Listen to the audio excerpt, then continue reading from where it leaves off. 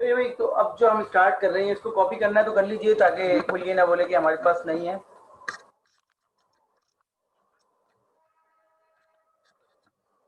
इसको कॉपी कर लीजिए।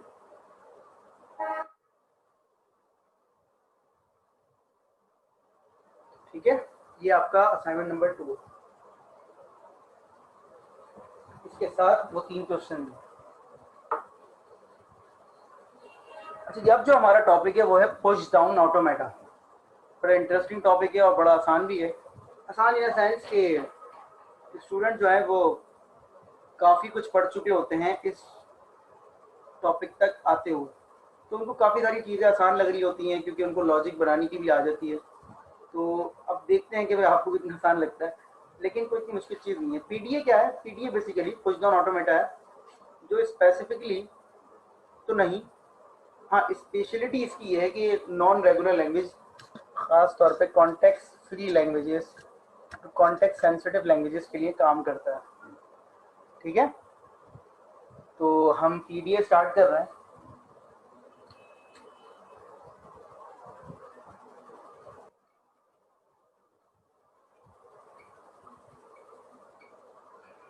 Push down automata. पेपर कैसा हुआ था आप लोगों का?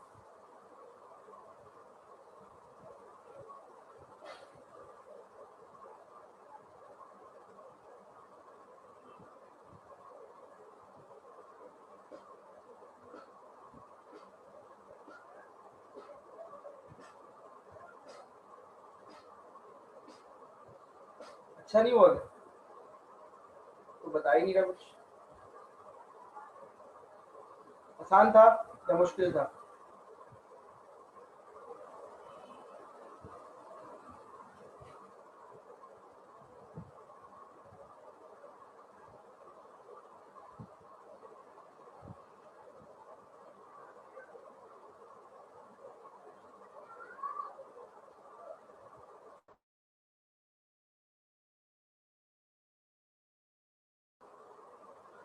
मैं पूछ रहा था आप लोगों का पेपर कैसा हुआ था?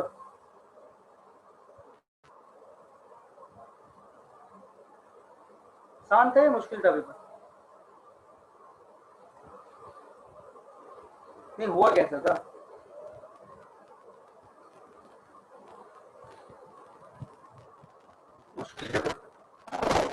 पढ़ाते पढ़ाते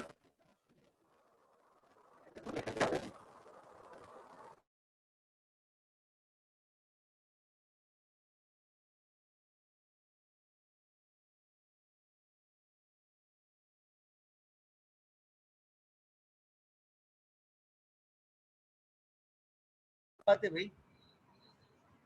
नो आइडिया।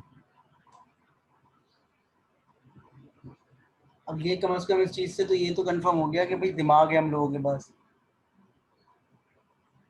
मोहम्मद आतिफ कौन है भाई? अब ये तो हमारी क्लास में है ही नहीं। आके सही। चलो भाई, ये भाई फाइनल का पेपर देखो फिर कैसा होता है। अल्लाह मालिक है। ये जो है ना, स्क्रीन जो है ना हैंग होती है, पता है? अक्सर जूम की इस टाइम पे देखो हैंग हुई हुई है। देखता हूँ क्या कर सकता हूँ। ये इंटरनेट का इशू नहीं है। हाँ देखा।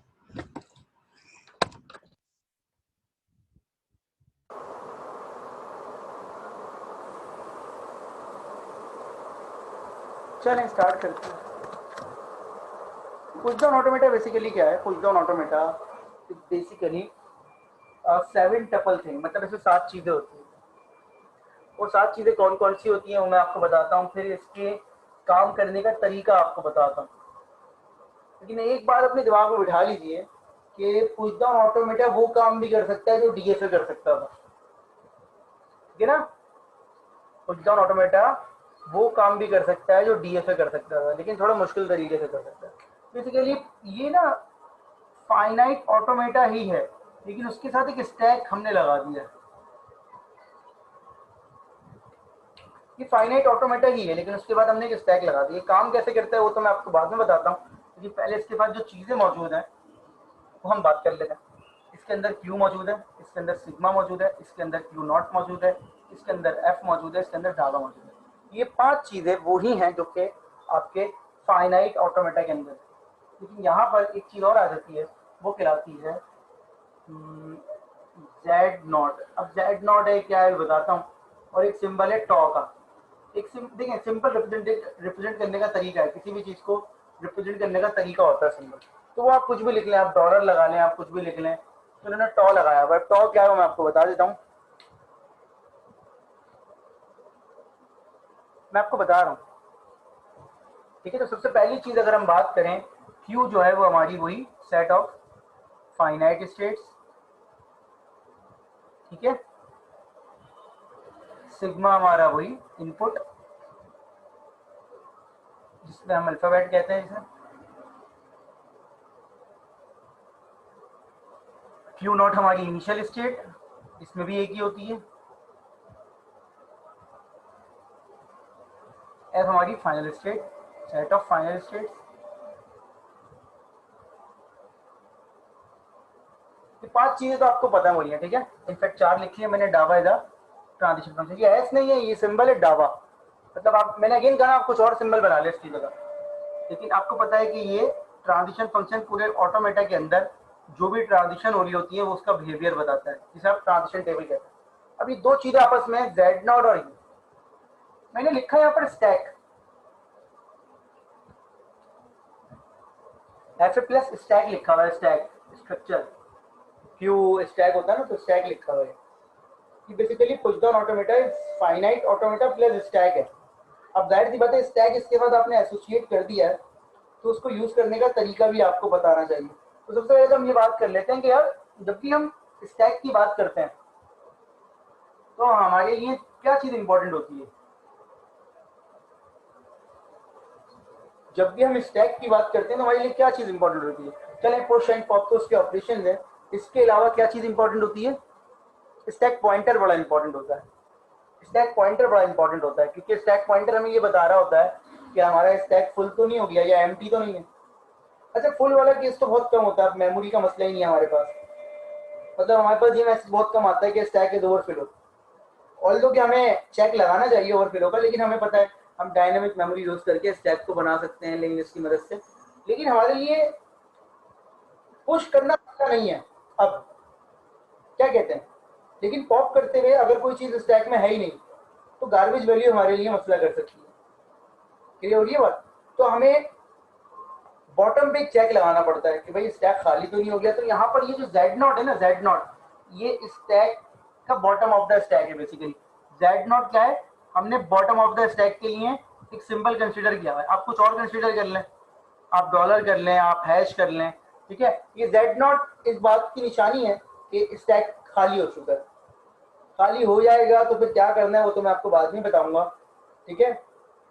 तो जेड नॉट जो है वो इस बात की निशानी है कि स्टैक खाली हो चुका है। अच्छा, ये टॉ जो है, टॉ ये है stack alphabet, top of the stack. मतलब जो भी चीज स्टैक के टॉप पे पड़ी हुई होगी वो इसके अंदर आएगी। हमें जाहिर सी बात है स्टैक यूज कर रहे हैं तो उसके टॉप के लिए हमें चाहिए होता है कोई ना कोई चीज, टॉप ऑफ द स्टैक। चाहे top of the stack Z not हो या कोई और चीज हो, अगर हमने कुछ पुश किया है तो टॉप ऑफ द स्टैक कुछ और भी हो सकता है। Otherwise top of the stack इस वक्त क्या है, जेड नॉट। तो इस वक्त स्टैक अल्फाबेट अगर मैं मंगवाऊंगा, स्टैक से कहूंगा कि मुझे स्टैक अल्फाबेट दो, तो मुझे क्या लाके दे देगा, जेड नॉट लाके दे देगा। Is it clear to all of you.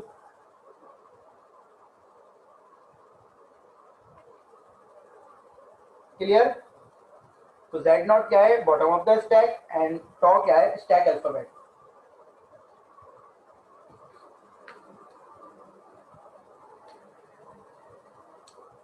Clear हो गई ये बात, आगे बढ़। अब मैं आपको ना इसके कुछ ऑपरेशन समझाता हूँ। जब क्वेश्चन में इसका डायरेक्ट नहीं बता सकता, क्योंकि इसका क्वेश्चन अगर हमने डायरेक्ट कर लिया तो हम बड़े कंफ्यूज हो जाएंगे।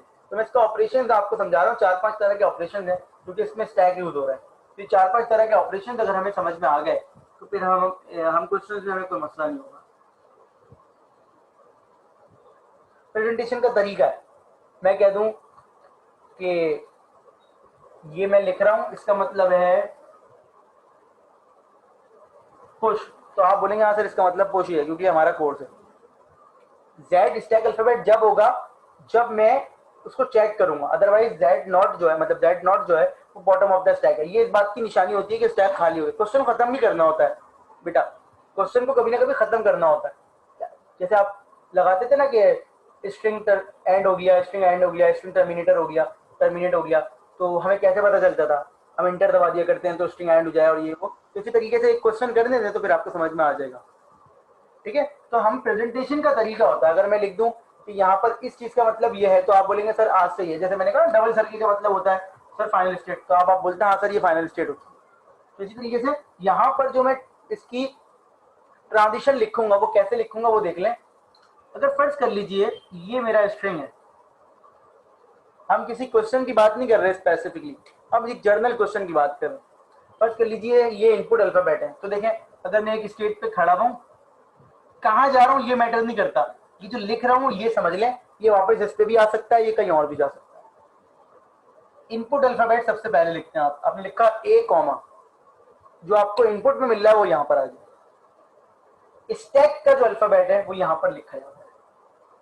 फर्ज कर लीजिए स्टैक में किसी तरीके से ए चला गया, चले ए नहीं गया, ए नहीं गया, जेड नॉट ही रखा।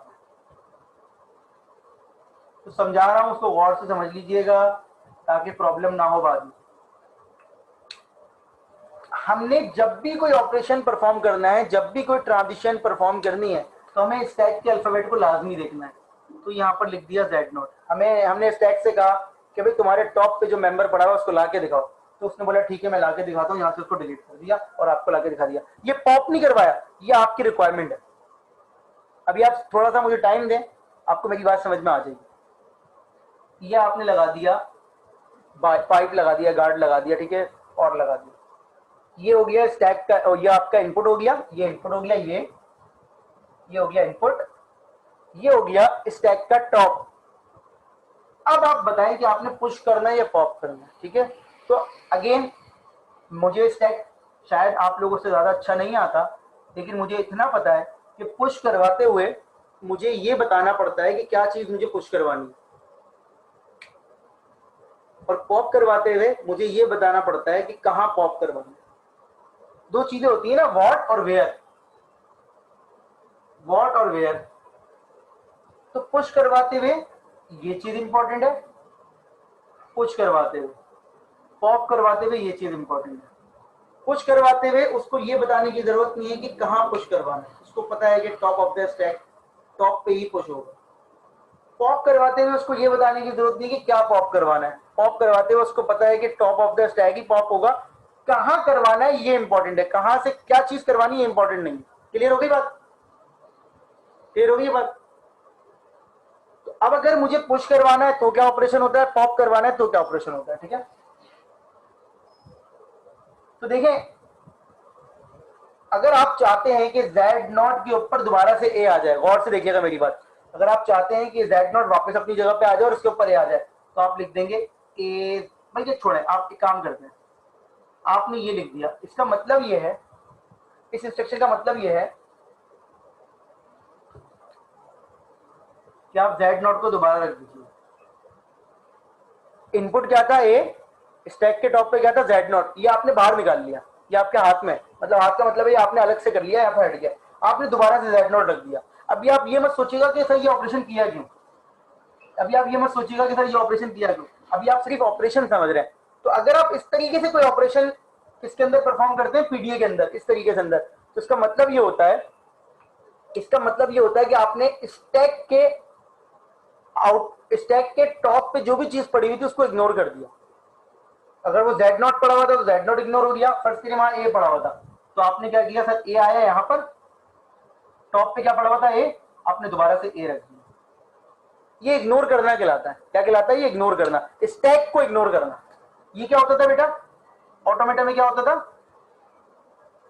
कि आपने इनपुट अल्फाबेट को इग्नोर किया, इनपुट अल्फाबेट को, यहां पर आपने इनपुट अल्फाबेट को इग्नोर नहीं किया, यहां आप A से B पे चले गए, आपने स्टैक को इग्नोर किया।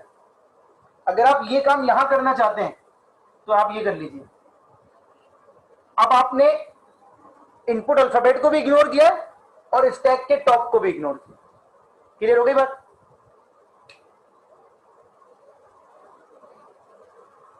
अभी मुझे एक एग्जाम्पल और करवाने दें तो शायद आपको समझ में आ जाएगी, नहीं हुई होगी क्लियर। चलें, मैं बताता हूँ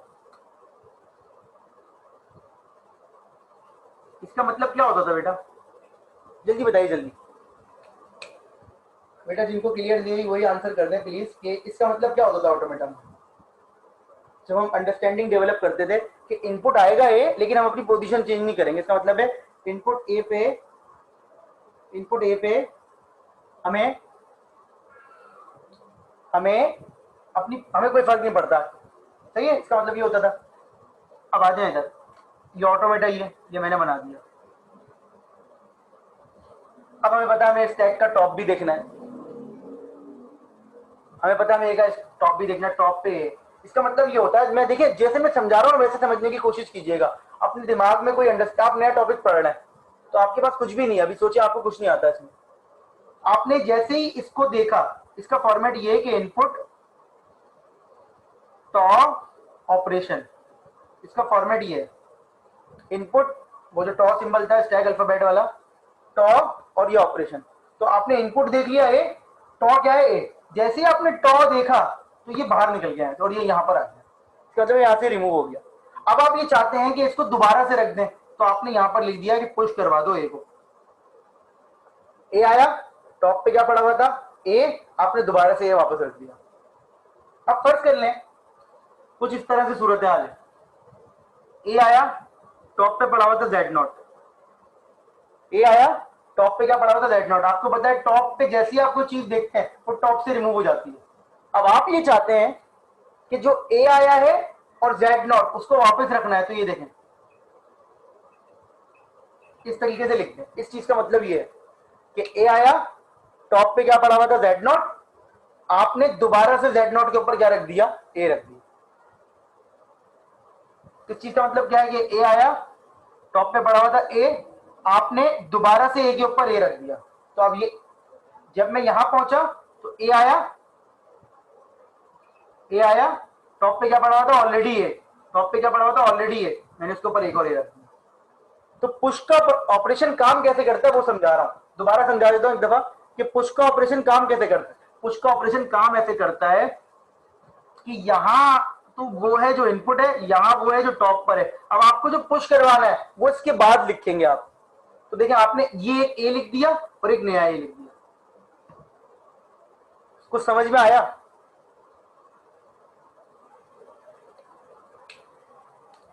जी जल्दी बताइए।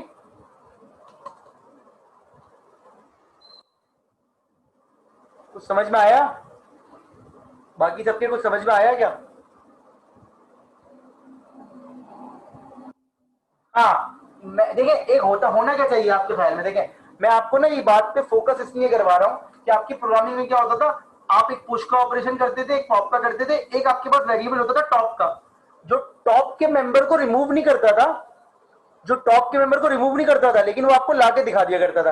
अगर आप टॉप का फंक्शन कॉल करेंगे तो बोलेगा टॉप पे है और यहां से रिमूव नहीं होगा। समझ गए मेरी बात? याद आ रहा है कुछ? अगर आप टॉप के मेंबर को बुलाते थे तो वो यहां से इसको रिमूव किए बगैर आपको बोलता था इस वक्त टॉप पे ये पड़ा हुआ है। याद आ रही है बात? मतलब आप वहां ये फंक्शन बना, हमारे पास ये लिमिटेशन है, तो हमारे पास टॉप का फंक्शन काम कैसे कर रहा है, वो आपको लाके तो दिखा रहा है लेकिन यहां से रिमूव भी कर रहा है। क्लियर हो गई ये बात? नहीं, एक मिनट जमील, जो भी टॉप पर है, फर्ज करें ये है इस वक्त टॉप पर, तो ये Z0 जैसे यहां पर दिखाएगा आपको, यहां से डिलीट हो जाएगा। ये कौन सी जगह है? ये जगह है, देखें A, Z0। अब आप क्या चाहते हैं, एक मिनट बेटा मैं बता रहा हूं, मुझे ना थोड़ा सा टाइम दे देंगे आप तो सारी चीजें समझ में आ जाएंगी। अब आप ये चाहते हैं कि Z0 को अपनी जगह पे रहना चाहिए था, आप ये चाहते हैं और इसके ऊपर ए आ जाए। अगर आप ये चाहते हैं तो आपको यहां ऐसे लिखना पड़ेगा, बस ये समझ लीजिए। क्लियर हो गई बात? अगर आप ये चाहते हैं, आप कुछ और चाहते हैं तो मैं बता रहा हूं आपको, लेकिन अगर आप ये चाहते हैं तो इसको ऐसे लिखना पड़ेगा। आप क्या चाहते हैं? आपने बोला भाई सर ये टॉप के मेंबर ने तो Z0 को बाहर निकाल दिया, मुझे तो दोबारा रखना है। तो मैंने कहा कोई मसला नहीं है, एक Z0 रख दो तो राइट साइड से पुश करना शुरू करेगा।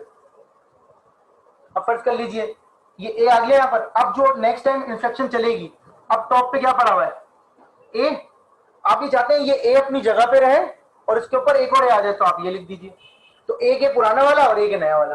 अब जो किसी स्टूडेंट ने पूछा था उसको बता देता हूँ, ये देखिए सर फर्स्ट करें टॉप पे बी पड़ा हुआ है, तो क्या होगा A, B आपने बोला सर बी ए, तो देखिए बी तो चूंकि बाहर आ गया तो यहाँ पे चला गया, इसको लिखेंगे ऐसे ए बी, क्योंकि ये बी पहले आया, ये बी पहले आ गया, इसके ऊपर ए आ गया। तो जो चीज, हाँ यार मुझे एक क्वेश्चन करवाने तो, मैं पहली इंस्ट्रक्शन में फंसा हुआ हूँ पता है, जैसे क्वेश्चन आएगा ना मुझे पता है आप लोगों को सब क्लियर हो जाएगा। खैर पुश का ऑपरेशन ऐसे काम करता है, मुझे 1 मिनट दे दें। पॉप का ऑपरेशन ऐसे काम करता है, आपने यहाँ लिख दिया एप्सिलॉन, क्या लिख दिया एप्सिलॉन, जो भी टॉप पे पड़ा हुआ वो रिमूव हो जाएगा, क्लियर। अब यहाँ कुछ भी हो, यहाँ ए था तो रिमूव हो गया, यहाँ बी था तो वो रिमूव हो जाएगा, यहाँ सी था तो वो रिमूव हो जाएगा, ठीक है। यहाँ इस पे फोकस करें कि यहाँ क्या लिखना है आपने, यहाँ आपने लिखना है एप्सिलॉन। एप्सिलॉन का मतलब यहाँ पर क्या होगा, पॉप करवाना, क्लियर हो गई बात। लॉजिक तो आप खुद बनाएंगे ना यार, कब आपको पॉप करवाना है, कब आपको पुश करवाना है। जेड नॉट यहाँ इस बात की निशानी है कि मेरा स्टैक जो है ना वो एम्प्टी होने वाला है, तो जब वो उसको हम कंडीशन में यूज करेंगे, उसको मैं अभी नहीं बता सकता आपको, मैं आपको कंडीशन में बताऊंगा कि कैसे यूज करेंगे, ठीक है। मुझे सिर्फ एक चीज बता दीजिए यार कि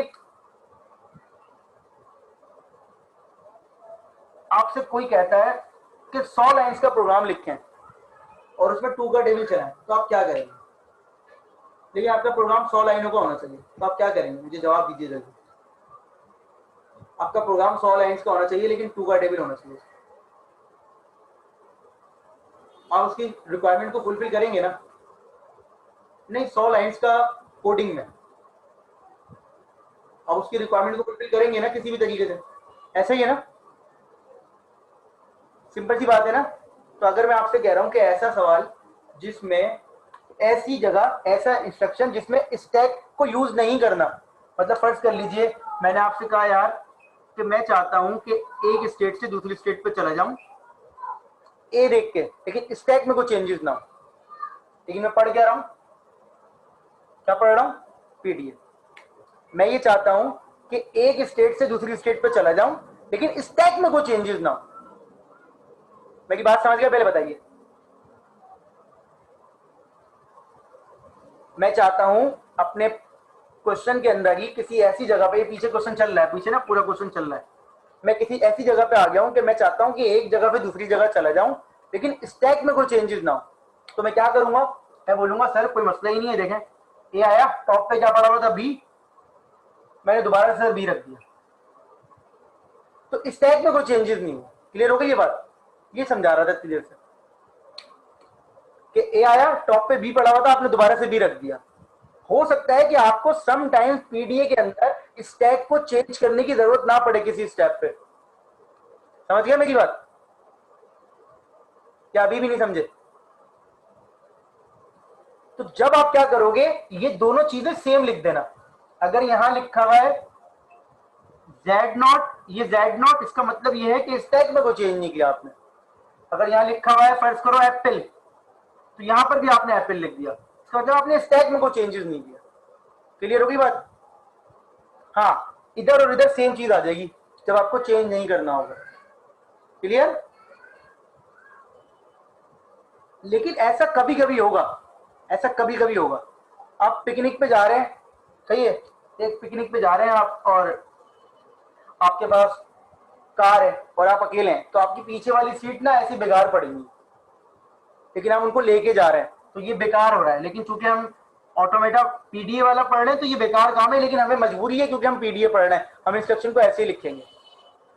आपको एक फॉर का लूप चलाना होता है लेकिन आपको पूरा प्रोग्राम की बॉडी लिखनी पड़ती है डिफरेंट टूल्स के अंदर, सी शार्प के अंदर, जावा के अंदर आपको पूरी बॉडी लिखनी पड़ती है। क्यों, हालांकि आपको एक फॉर का लूप चलाना है सिंपल, लेकिन आपको उसके साथ रहना पड़ता है। तो पीडीए के अंदर सम टाइम जब स्टैक की जरूरत नहीं होगी तब ये नहीं होगा कि सर मैं ये नहीं लिख रहा, मुझे लिखना है लेकिन मैं क्या करूंगा, स्टैक के वेरिएबल को अनचेंज, अगर स्टैक का वेरिएबल जेड नॉट है तो उसे अनचेंज रख दूंगा, अगर कुछ और है तो उसे अनचेंज कर दूंगा। ठीक है, क्लियर हो गई ये बात। अब हम एक सवाल कर लेते हैं जी, ये सवाल है, ये वही क्वेश्चन है जिसमें हमने कहा था कि भाई हमारा जो है वो डोमेन चेंज होती है, मतलब हम क्या पढ़ रहे होते हैं रेगुलर लैंग्वेज, और हमें ये क्वेश्चन जो है रेगुलर लैंग्वेज से सॉल्व नहीं कर सकते, इसका फाइनाइट ऑटोमेटा नहीं बन सकता। तो मुझे बता सकते हैं कि ये लैंग्वेज क्या है, मुझे बता सकते हैं कि ये लैंग्वेज क्या है।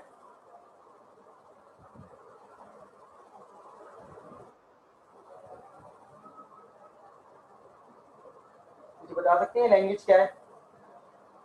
नहीं, लैंग्वेज क्या है एग्जैक्टली? पहले ए आएंगे फिर बी आएंगे, जितने ए होंगे उतने बी होंगे, ऐसे? पहले ए आएंगे फिर बी आएंगे, जितने ए होंगे उतने बी होंगे, ऐसे ही ना? पहले ए आएंगे फिर बी आएंगे, जितने ए होंगे उतने बी होंगे। क्लियर? पहले ए फिर बी, जितने ए होंगे उतने ही बी होंगे।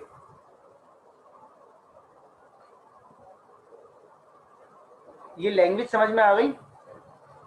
अगर लैंग्वेज ही समझ में नहीं आएगी तो फिर हम तो कर ही नहीं सकते हैं ना, ठीक है? अब आ जाते हैं, स्टैक बना लिया, स्टैक के बॉटम पे जेड नॉट भी रख दिया।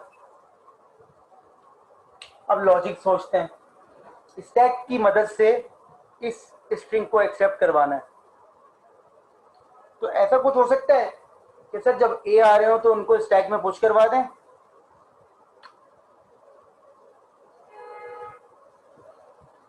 सर जब ए आ रहे हो तो उनको स्टैक में पुश करवा दीजिए।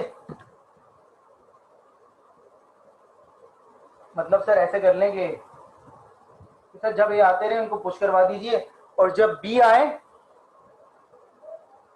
आए और स्टैक में ए पड़ा हो। हमें क्वेश्चन को डिजाइन करना है पूरा। सर ए आ रहे हो तो पुश करवा दीजिए, जब बी आए और कहां पर क्या पड़ा हुआ, स्टैक के टॉप पर ए पड़ा हुआ, तो हर बी पे हर ए को रिमूव करते रहे, हर बी पे हर ए को रिमूव करते रहे, हर बी पे हर ए को रिमूव करते रहे। स्ट्रिंग खत्म होता है तो एंड में क्या मिलता है हमें? हमने लगा दिया डॉलर। हमने कहा सर स्ट्रिंग खत्म होता है तो एंड में डॉलर होता है, हमने अपने पास से लगा दिया ये, ठीक है? या डॉलर हटा दें, एप्सिलॉन लगा दें, आसान कर लेते हैं कि स्ट्रिंग जब खत्म होता है सर तो आखिर में हमें क्या मिलता है? एप्सिलॉन मिलता है, सही है? अब मुझे बताइए, जब बी खत्म हो जाएंगे तो यहां पर ए खत्म होने चाहिए, यस और नो? जब बी खत्म हो जाने चाहिए तो यहां पर ए खत्म होने चाहिए। ऐसा तो नहीं है कि यहाँ बी बचे हुए यहाँ ए खत्म हो गए, या यहाँ बी नहीं है यहाँ पर ए बचे हुए, ऐसे होना चाहिए। तो यहां पर क्या मिला मुझे? क्या मिला? एप्सिलॉन। और यहां पर क्या मिला? Z naught. तो एप्सिलॉन कॉमा जेड नॉट का अगर कॉम्बिनेशन आ जाए तो मैं फाइनल स्टेट पे चला जाऊंगा। क्या कहते हैं? एप्सिलॉन एंड जेड नॉट का कॉम्बिनेशन अगर मुझे मिल जाए एक साथ तो मैं फाइनल स्टेट पे चला जाऊंगा। क्या कहते हैं? ऐसा कर लेंगे? क्लियर? ऐसा कर लेंगे। अब मुझे बताएं, सबसे पहला जब ए आया तो स्टैक में क्या पड़ा हुआ था? जब सबसे पहला ए आया तो स्टैक में क्या पड़ा हुआ था? Z naught. क्या इस क्वेश्चन के अंदर वैलिड स्ट्रिंग के अंदर ये हो सकता है कि मुझे पहले बी मिल जाए?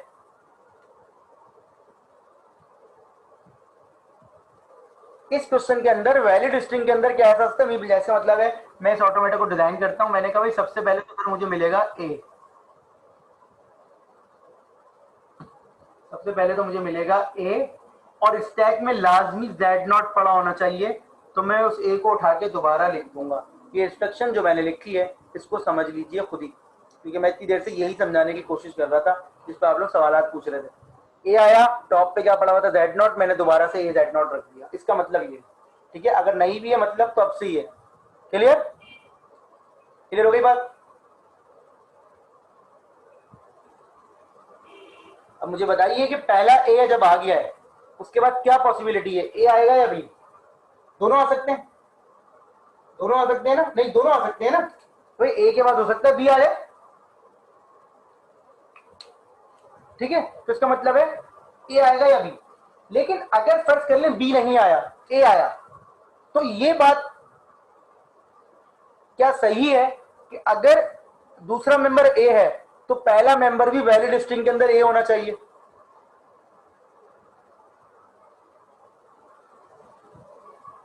ऐसा ही है ना? सही, पॉसिबल की बात नहीं हो रही, सही की बात हो रही है।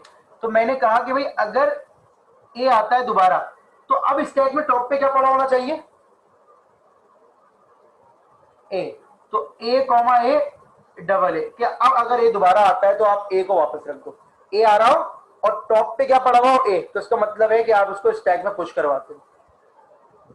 क्यों? क्योंकि मुझे पता है कि ये वैलिड स्ट्रिंग है, अगर एक दफा बी आ गया तो फिर ए नहीं आएगा। तो मैंने कहा अगर ए आ रहा है और टॉप पे ए पड़ा हुआ है, इसका मतलब ये है कि अभी तक मैंने कोई बी नहीं देखा, आप ए को पुश करवाते रहो। तो देखें अब मैं यहीं खड़ा हूं, ये वाली इंस्ट्रक्शन पहली दफा चलेगी सिर्फ, उसके बाद हमेशा ये चलेगी। ये वाली जो ट्रांजिशन है ये पहली दफा चलेगी, उसके बाद हमेशा ये चलेगी। क्लियर हो गई बात? अब चलती रहेगी, 3 हो गए। अब एक वक्त आएगा कि पहला बी आएगा, तो चूंकि ये ऑर्डर का क्वेश्चन है, ऑर्डर का क्वेश्चन है, तो मुझे पता है ऑर्डर के क्वेश्चन में मुझे अपनी स्टेट चेंज करनी पड़ती है। तो जैसे ही पहला बी आएगा, जैसे ही पहला बी आएगा, मैं फौरन अपनी स्टेट चेंज करूंगा। मैंने फौरन अपनी स्टेट चेंज की, पहला बी आएगा तो स्टैक के टॉप पे क्या पड़ा होना चाहिए? ए पड़ा होना चाहिए। पहले बी पे स्टैक के टॉप पे ए पड़ा होना चाहिए, मतलब इनफैक्ट इस क्वेश्चन के अंदर स्टैक में ए ही पड़ा होना चाहिए।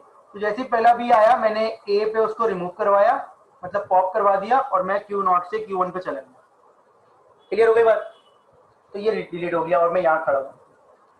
अब हमें पता है कि एक दफा बी आने के बाद ए नहीं आएंगे, ऐसा ही है ना? हमें पता है कि एक दफा बी आने के बाद ए नहीं आएंगे।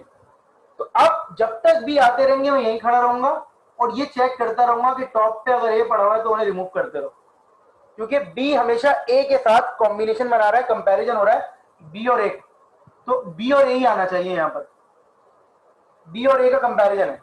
तो देखिए जब तक बी आएगा और यहां पर ए पड़ा होगा डिलीट, यहां पर ए पड़ा होगा डिलीट, एक वक्त आएगा कि बी आने खत्म हो जाएंगे, एक वक्त आएगा कि बी आने खत्म हो जाएंगे, तो उस वक्त ए भी खत्म हो जाने चाहिए। अगर ये वैलिड लिस्टिंग है तो मुझे क्या मिलेगा? क्या कॉम्बिनेशन मिलेगा? एक मिनट बुशरा, मुझे क्या कॉम्बिनेशन मिलेगा? Epsilon comma Z not. मुझे क्या कॉम्बिनेशन मिलेगा? यहां पर एप्सिलॉन, यहां पर क्या मिलेगा? Z not. पहले इस चीज को समझ लीजिए, किसी को कोई सवाल होगा तो मैं जवाब दे दूंगा। तो जब एप्सिलॉन कॉमा जेड नॉट का कॉम्बिनेशन आता है तो आप फॉरन फाइनल स्टेट पे चले जाओ, QF। पहुंच गया फाइनल स्टेट पे, एक दफा क्वेश्चन हो गया खत्म। क्योंकि एप्सिलॉन कॉमा जेड नॉट का कॉम्बिनेशन जब ही आएगा Q1 पे खड़े होके, जब ए और बी बराबर हो चुके होंगे। अच्छा मैं इनकी बात का जवाब दे दूं। बेटा मैंने 2 ए इंटर नहीं किए थे, मैंने आपको इतनी दफा बताई है अभी शुरू में ये बात सबको कि एक ही ये वाला है जो कि मैं बाहर निकाल चुका हूं, एक ही ये वाला है, इसलिए ये 2 ए हो गए, अदरवाइज एक ही जा रहा है। बेटा एक ही है, एक ही है, यही बता रहा हूं, एक ही है। ये 3 ए थे ना, तो 3 ए अपनी अपनी दफा में गए। ये देखिए कि पहले a comma Z naught, a zed naught, तो जेड नॉट के ऊपर ए, कि जेड नॉट ये रहा और ए ये रहा। फिर जब मैं यहां आया तो ये ए आया, तो ये ए यहां से रिमूव हो गया क्योंकि मैं इसको यहां पर निकाल के देख चुका हूं। ठीक है, अब मैंने कहा भाई वो जो निकाला था वो और जो नया है वो दोनों को रख दो, तो दोनों हो गए। फिर ये ए आ गया। क्लियर हो गई बात? अच्छा जी, फाइनल स्टेट QF लिख लिया मैंने, आप Q2 लिख लें कोई मसला नहीं है, ठीक है, Q फाइनल लिख लूंगा। अच्छा जी, अब वेरीफाई कर लेते हैं कि सर कोई गड़बड़ तो नहीं है, तो हम एक बढ़ा देते हैं और हमें पता है 4 ए हो जाएंगे, तो ये 3 बी पे 3 खत्म हो जाएंगे। अब देखें यहां पर क्या आया? एप्सिलॉन, Q1 पे खड़े हुए आप, एप्सिलॉन यहां पर क्या है? एप्सिलॉन कॉमा ए। क्या एप्सिलॉन कॉमा ए की ट्रांजिशन है यहां पर? नहीं है, रिजेक्ट। ठीक है, फर्ज कर लीजिए कि बी जो है वो ज्यादा हो गए, फर्ज कर लीजिए बी ज्यादा हो गए, तो 3 बी पे 3 खत्म हो गए। अब यहां पर आ जाते हैं ये कि जैसे ही मैं यहां पहुंचा बी, और यहां पर क्या पड़ा हुआ है? Z naught, B comma Z naught. क्या बी कॉमा जेड नॉट की ट्रांजिशन है? क्या बी कॉमा जेड नॉट की ट्रांजिशन है? क्या बी कॉमा जेड नॉट की ट्रांजिशन है? रिजेक्ट। एक केस ये हो गया, एक केस ये कर लेते हैं कि ऑर्डर चेंज कर लेते हैं, ए बी, इसको देख लेते हैं कि भाई ये सही चलेगा। इसमें देखें दोनों बराबर है लेकिन ऑर्डर नहीं है, तो ये भी रिजेक्ट होना चाहिए। तो देखें पहले ए आया, टॉप पे क्या पड़ा हुआ था? जेड नॉट, ए यहाँ चला गया और यहाँ पहुंच गया। अब बी आया, टॉप पे पड़ा हुआ था, ये रिमूव हो गया। अब आप यहाँ खड़े हैं ए पर और ए के साथ जेड नॉट है। क्या इस जगह पे ए जेड नॉट की ट्रांजिशन है? क्या इस जगह पे ए जेड नॉट की ट्रांजिशन है? रिजेक्ट। क्लियर हो गई बात? एक और केस देख लेते हैं कि बी आ गया शुरू में, बी बताइए यहाँ पर बी कॉमा जेड नॉट की ट्रांजिशन है? तो कहीं से भी देख लें आप, ये रिजेक्ट ही कर रहा है। क्लियर हो गई बात? तो ये क्या आता है? PDA, push down automata. इसका ट्रांजिशन टेबल बनाने का तरीका भी बड़ा सिंपल सा है। इसमें भी कोई इतनी मुश्किल बात नहीं है। आप सिंपल लिख देते हैं, जो आप काम कर रहे हो ट्रांजिशन टेबल में लिख दें। आपने लिखा सर कि मैं क्यू नॉट पे खड़ा हुआ था, ए आया और जेड नॉट, तो मैं चला गया क्यू नॉट पर ही और मैंने क्या रख दिया, ए जेड नॉट। बस ऐसे लिख दें आप, ऐसे लिख दें। क्यू नॉट पे खड़ा हुआ था, ए आया और स्टैक पे था जेड नॉट, मैं क्यू नॉट पे चला गया और ए जेड नॉट रख दिया।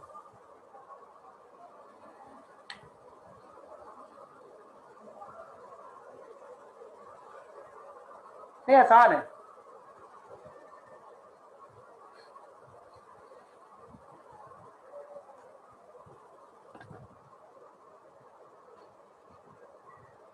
इसमें लॉजिक बनाना ज्यादा आसान है।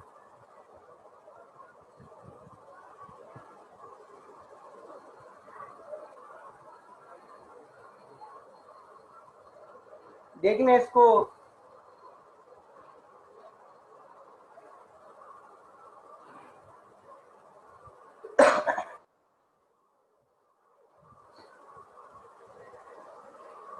ठीक है,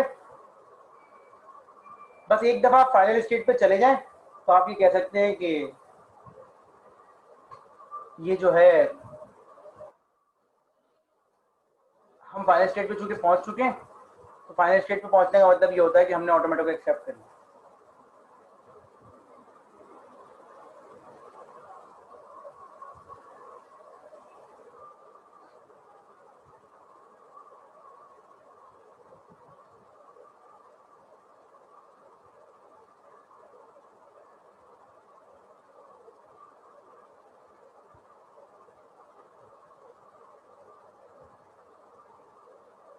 कोई सवाल है यहाँ तक तो बताइए।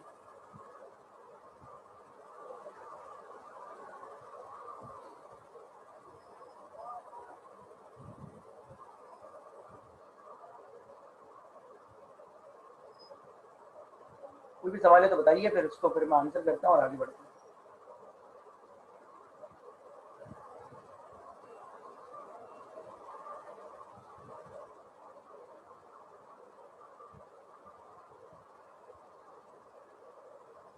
चलें ठीक है, फिर ये एंड हो रही है।